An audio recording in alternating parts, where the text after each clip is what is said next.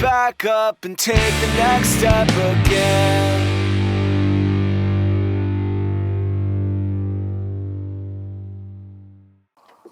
Welcome to Quinn's Next Step. I'm Quinn, again with Peyton Ware. And tomorrow being October 21st, figured we'd go back into the past to talk about Back to the Future. And October 21st being 2015 when they went to the future in part 2. But we can focus just on the first one. My favorite. Indeed. Good morning. Good morning. How's your week been? Good. Busy. Yeah? Yep. Excellent. Lots of new projects coming out. Excited to share those. So, go ahead. What are you working on? Pretty with the band Kairos. It's a music video we've been working on for some time. A few different concepts that came together. Something we shot with a dancer named Victoria, who I've worked with many times. She's fantastic. And then the band themselves, plus adding in a live performance and a bit of a storyline there. So that's been fun. Very heavy in the visual effects, which is always kind of crazy. And when do you think that'll come out? We're probably a month or two out. Okay. For them to release.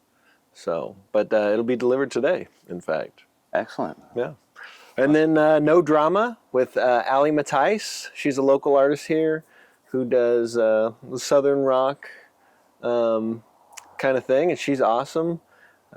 She had a big shootout at the studio a month ago with about 30 of her friends, and they all came out and jumped in there for the music video, so it's a lot of fun. We got roller skating and disco balls and 1969 Volkswagen buses and pool parties, so lots of fun. No Drama. Yeah, plug for Allie. She's great. And yeah, just stuff, lots of stuff. So excellent. Well, so when's the last time you saw any of the Back to the Future movies, would you say?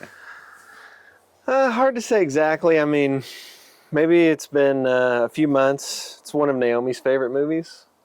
So we watched that sometimes together. It was about her age when I saw it, I think.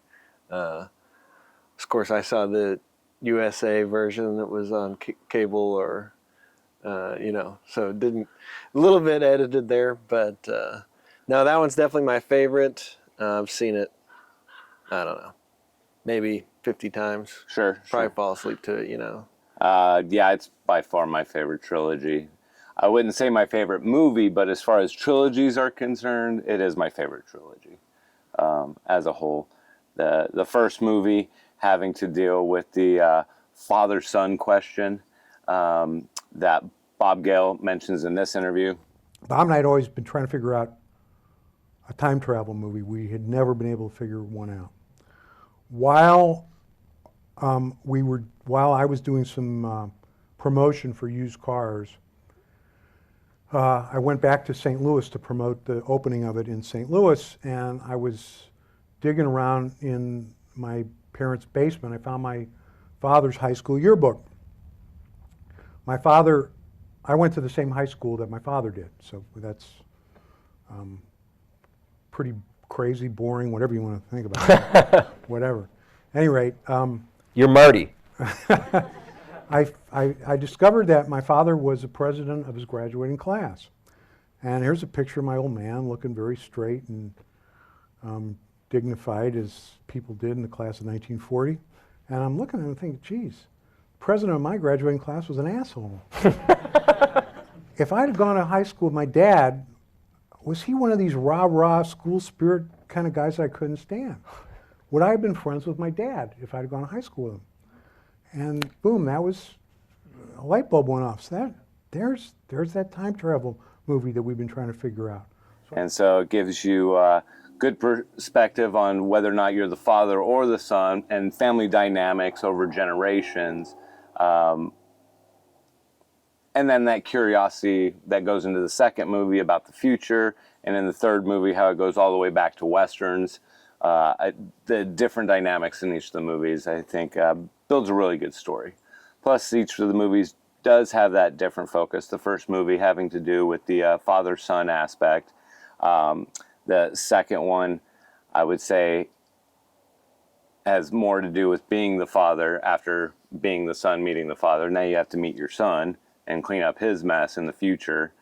And then in the past, completely being Doc's story and his greatest adventure of falling in love. So I think all three movies individually work on their own for the story they're trying to tell, but as a trilogy from start to finish, I think is top notch. I guess that's why they said they would never make a fourth one. I hadn't heard that. Oh yeah, there's different spoofs and stuff you can find out there of what would happen if there was a fourth one. Plus, there was the animated series. Hopefully they stick to that and we never do see another one. That would be god-awful. I don't even think they'll make a remake. They won't remake reboots. I don't think they're allowing the rights to do that whatsoever. Good. So it's a safe trilogy. Christopher Lloyd's fantastic. And one of the things I do like about the first one is, it starts off with Marty's kind of a troublesome kid, or, there's some friction there with the principal at the school, and his dad's not really a good, strong example. Slacker. He's kind of weak. And so there's this chaos, and Marty has to learn to go back and almost be a father figure to his father, to teach him to stand up for himself and to go for what he wants and to be a good man, to take this woman and protect her. And that enables him, when he comes back to the future, to have a more fulfilling life, or at least a better foundation from which to, and with the lessons he's learned. So it's a great metaphor for reaching that rite of passage where you become the coming of age. The coming of age, thank you. That's what I was looking for. Where you become the father figure, and he does to himself, and so it's fun. And of course, Doc Brown being the wise sage, or the confidant, or the man of wisdom that possesses some magical knowledge of what he comes out to be is the actual father figure. Because starting off in the movie, Marty sees his dad just still getting picked on by Biff after Biff wrecks his car drinking and driving.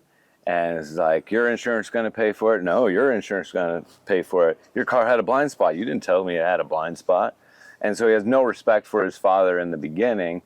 But as he learns the lessons from Doc, going back to 1955, figuring out how his parents actually did meet, or what their relationship was like prior to meeting, and the dynamic that Biff played in their relationship, that whole love triangle.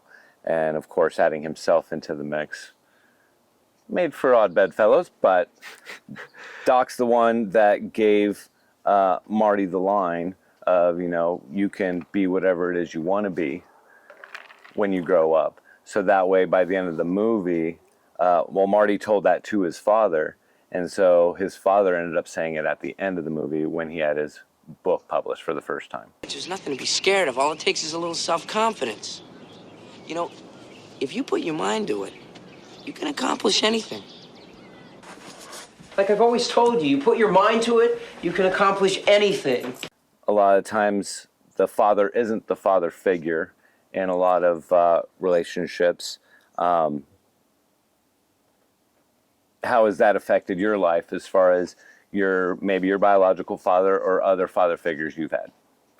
Well, you do go through that cycle of when you're young, your father knows everything, and then your father knows nothing, and then you realize, well, they didn't know as much as you thought they did, but they know a lot more than you thought they did. Right. And the answer is somewhere in the middle there. There's also the element with Doc Brown where maybe when you're not having that connection you need with your father, that you might seek another paternal role model, or that fills that role where, again, he's somebody who's a little more accepting of Marty's shortcomings, who's maybe a little more respectable because he's independent and smart and capable. But he's a little wild too, so he gets to play his stereo in there and do things he probably couldn't do at home. The things kids could do. Right. But he learns to have that respect for his father by going through those own things himself. by having to deal with what his father did, falling out of the tree and the rain, and then standing up to Biff, like Marty had to do that himself for him to respect his father once his father was able to do that. So, you know. Yeah, standing up to Biff, you could see it in Marty's face. As they presented it, the pride he had seeing his father knock out Biff for the first time ever, first time he's ever stood up to Biff, and it was for the honor of the woman being taken advantage of in the car, and it was his mom. So he got to see his father stand up for his mother prior to them getting together.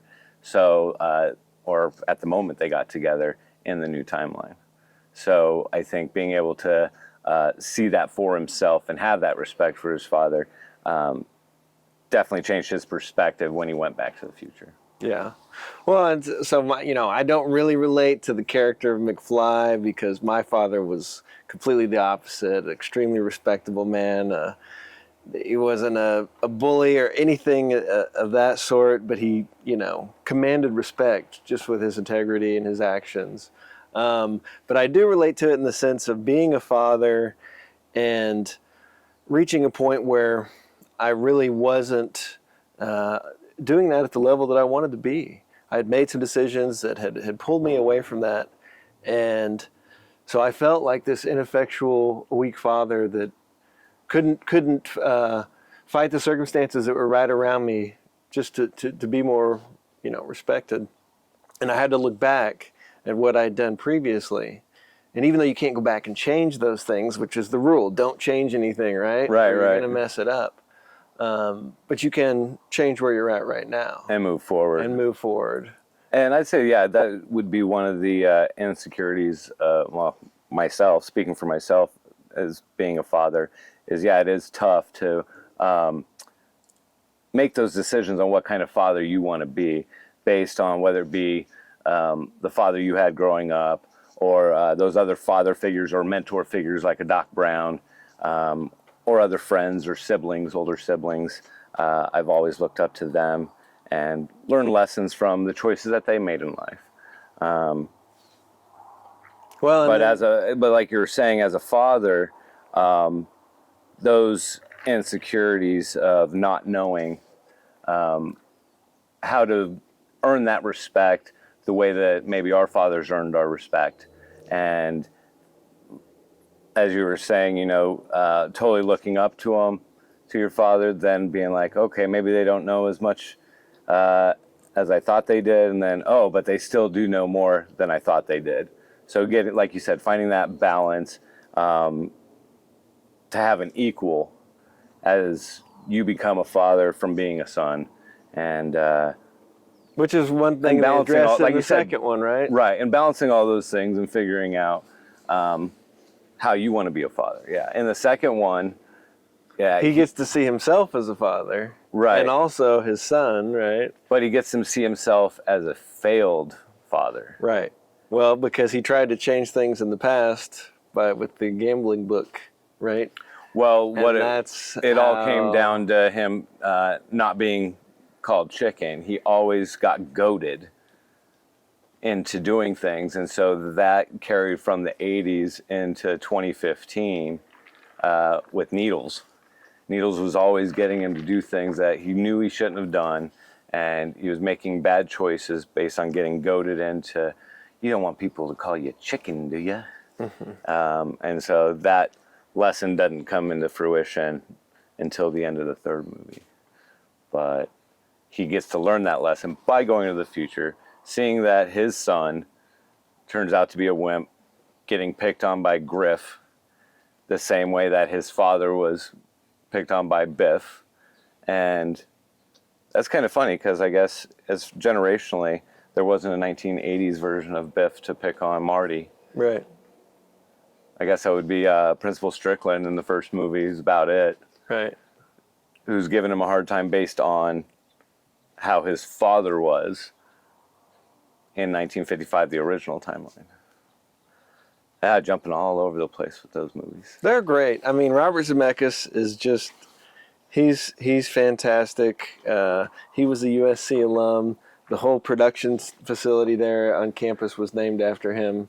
You know, the Bobby Zemeckis Center, and really have enjoyed some of his work over the years. Well, his attention to detail, top notch, whether it be all the clocks going in synchronization or the way that he foreshadowed things in the beginning with the nuclear symbol on the box in the opening sequence, foreshadowing that he had the plutonium he needed to run the machine. The fact that Einstein's food just kept piling up because Einstein, the dog, wasn't even there. Yeah, so the foreshadowing is definitely a good way to go there. Let's see. Great soundtrack too, Alan Silvestri, and this with some of the score there. Very memorable score, and the soundtrack, of course, a lot of fun. Huey Lewis in the News, of course, who even got to cameo in it. Yeah, it does Yelling live about how the music is too loud. It does live in this weird kind of moral gray area that happened, I think, in the early 80s before there was a PG-13 rating, I think. Isn't it? I'm not sure, yeah. I know, like, Who Framed Roger Rabbit, Indiana Jones, some of those installments kind of fell in there where they were kind of pushing that line towards an R rating, but there was no PG-13 all the yet. Steven Spielberg produced stuff, pretty much. I know, like, Bob Gale, yeah, he mentions, like, when they were trying to get the script out there, they got denied like 40 times. A lot of the production companies wanted something raunchier, like a Porky's, because that's what people wanted at the time, or Stripes. But then, of course, because it had that mother-son triangle relationship when they went back to 1955, Yeah. which I thought was pure comedy as a kid. I didn't think anything Yeah, of I it. was pretty innocent as well, in my opinion, but yeah. Disney was like, yeah, that's incest. We can't produce this movie. And so they eventually got it out there. And now it's part of the lexicon of all time travel movies. Iconic cinema. Yeah, Ryan George over at Pitch Meeting has this great take on Back to the Future. His Pitch Meeting episode for Back to the Future really lays out that love triangle in a succinct and kind of terrifying way. It's really funny. So. Well, yeah, looking at the story from a pure black and white perspective, it's a whacked out movie. I mean, you got this teenager hanging out with this old mad scientist who burned out in his house like 20, 30 years ago. And so how did they even become friends? Why is he going over there to plug in his guitar and jam out? And if he's... Again, you're looking for that external father figure, I think. When you don't have that with his father, this is somebody who he at least respects. Again, they both have a little bit of a anti-establishment or anti-authority in them. Like they like to do their own thing. And the loner independent. Yeah. So I think they connect there, and Marty has some respect for him because of his knowledge and his ability, and Doc has some sympathy for Marty because of his own kind of haphazard way of living. Well, I guess if they all lived in Hill Valley, Doc would have seen what happened to George McFly through all those decades, and seeing what happened to the family, and seeing that Lorraine's brother Joey was always in jail for whatever he was doing. Uncle Jailbird Joey. So they did bring a lot of family dynamics into it when you think about it, with the grandparents at the dinner table, and they rolled out the black and white TV, and then Marty's like, "Oh yeah, I saw this on a rerun." What's a rerun? This is the first time it's ever been shown. Oh yeah. But meanwhile, his mom is trying to get frisky with him under the table. Yeah. But that was, of course, supposed to be his dad in the original story. His dad would have gotten hit by the car, would have been brought in, and that's how they would have fallen in love. But that's when Marty basically had to see what it was like to be his father. Like, this is what happened to your father and how your mom fell in love with him. He was a peeping Tom. He got hit by your grandpa with the car, brought your dad inside, and nursed him back to health, and now your family was born. But in the new timeline, George McFly had to punch out Biff in order to get Lorraine. Right, because he'd interrupted that sequence. The Right. photographs were fading. Okay, what's your favorite moment in the entire trilogy? Oh, and the entire trilogy, that might be a tall order. Okay, well, how about the first one? Yeah, let's start with the first one. The first one, it's taken me years to discover it, I would say, or it did take me years to discover it, but it's those attention to details that Zemeckis put in there, whether it be, I think my favorite thing would be in the beginning of the movie, it's Twin Pines Mall, but because Marty goes back in time and takes out one of the pines, it becomes Lone Pine Mall at the end of the movie. And if you don't notice that, that one little sign in at the front of the mall at the beginning and at the end, I don't know how many times I saw the movie before I figured that one out. Nice. So I would say those are probably my most memorable thing from the first movie. I guess more story-wise and not as technical. There's so many great moments. I'm already thinking about the second and third movie, but with the first movie, For me, it's when Doc reveals that he has the letter. Right? okay. He At the doesn't destroy the letter, and he kept it. Which is Oh, when he was wearing the bulletproof vest at Right. the end. Okay, right. gotcha.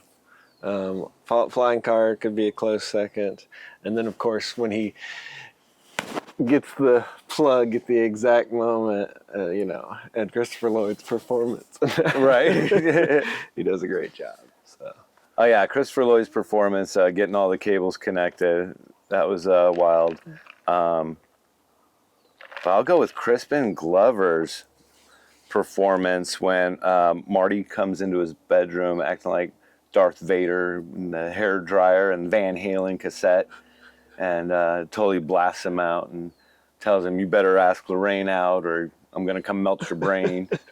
And that actually turns into the muse that George McFly needed to write his book that comes in the end. So that foreshadowing of him using that experience that he thought was a dream and turning it into a book that he was able to profit from. That was pretty neat. yeah, that's cool.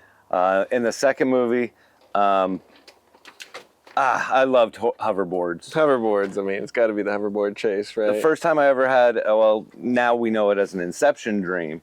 I had one as a kid where I had met Marty McFly, and he gave me a hoverboard, and I was somehow able to pull it out of my dream, and I woke up with a hoverboard, and I was like, this is cool.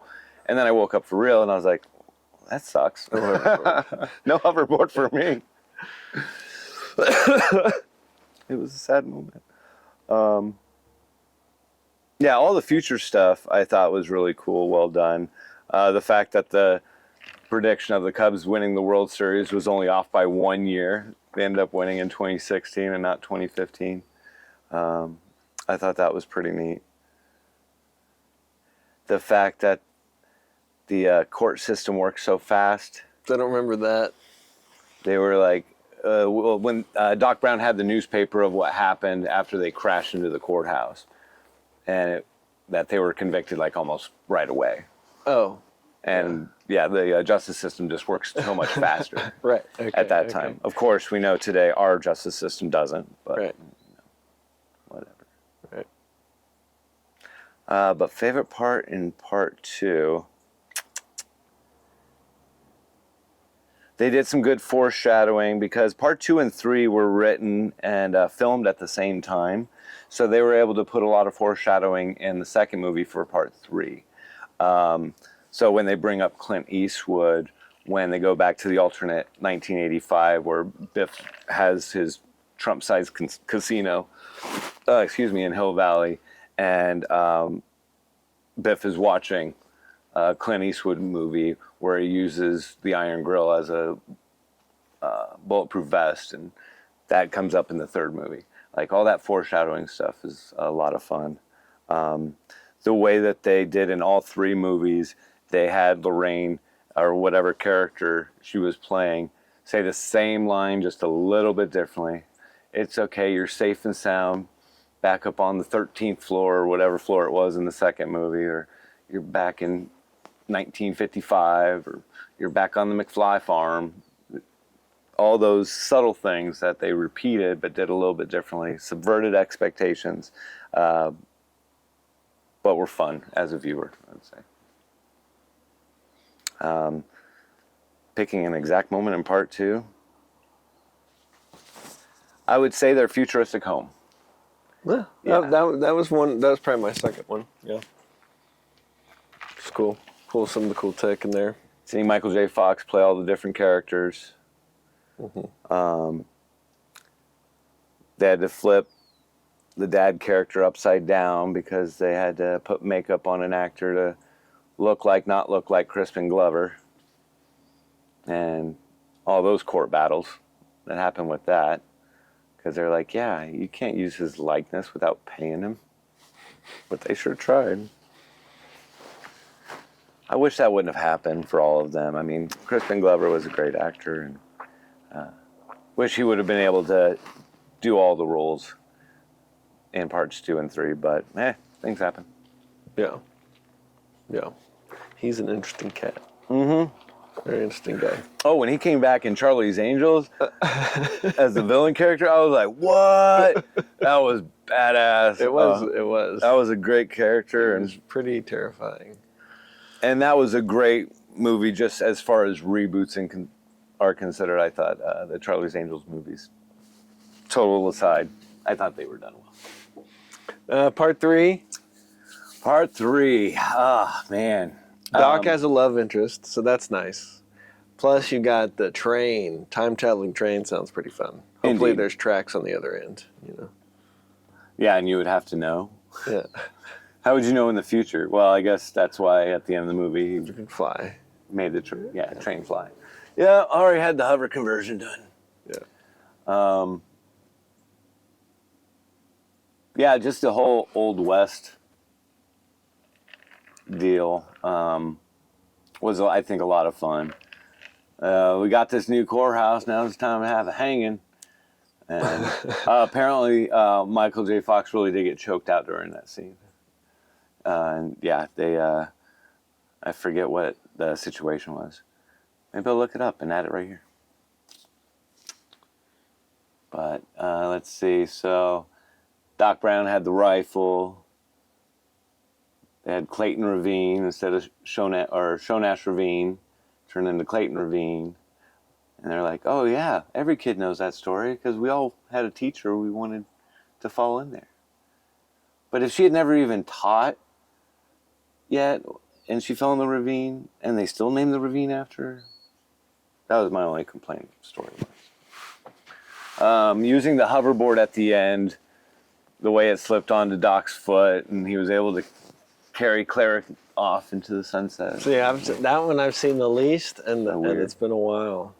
So I remember the plate. I didn't realize that the tie. I didn't catch it between The Clint Eastwood and that. Of course, I hadn't seen them back to back. So you're making me want to do a Back to the Future marathon. Well, yeah, in the beginning of the third movie, when 1955, Doc Brown dresses Marty, he says something to the effect, Marty says, Clint Eastwood would have never worn something like this. It was another little foreshadowing into him taking that name once he meets his McFly relatives, which I thought that was fun. Yeah, the fact that they just had a painting mural of Indians, and he drives into the mural, and then when he gets back to 1885, there literally is a bunch of Indians coming at him. Great transition. Yeah. As far as a visual transition going from a painting into a reality like that was well done. I like that. Good films, good effects, good performances. It's family fun. It's ZZ Top in the third movie. it's uplifting. You can watch those and be in a good mood. Mm-hmm. You know, the drama is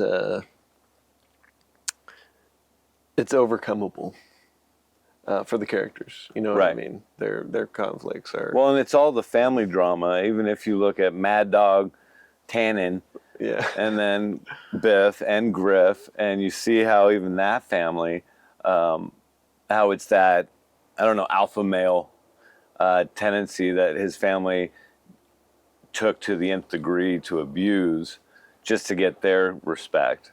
Well, somehow they were able to keep the family line going. Yeah. Yeah.